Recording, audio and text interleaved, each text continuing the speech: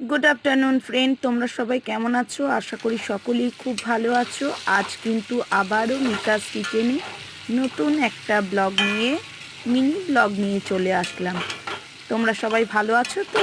অবশ্যই কিন্তু জানাবে। আজ মিনি ব্লগে তোমাদের সাথে শেয়ার করব মাছের মাথা দিয়ে মুড়িঘণ্টর রেসিপি।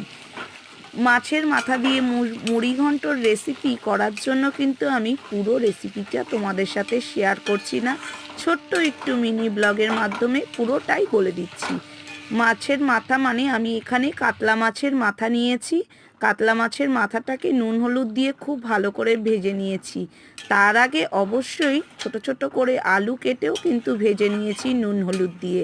তারপরে রোজকার মশলা যেমন জিরে গুঁড়ো, লঙ্কা গুঁড়ো আর হলুদ গুঁড়ো, এই তিনটে মশলা দিয়েই কিন্তু আমি মাছের মাথা দিয়ে মুড়িঘণ্টটা তৈরি করলাম। কোনো রকম এর মধ্যে পেঁয়াজ, আদা, রসুন কিচ্ছু দেইনি।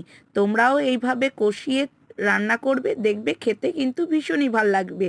আর নামানোর আগে অবশ্যই কিন্তু গরম মশলা দেবে। Bye bye.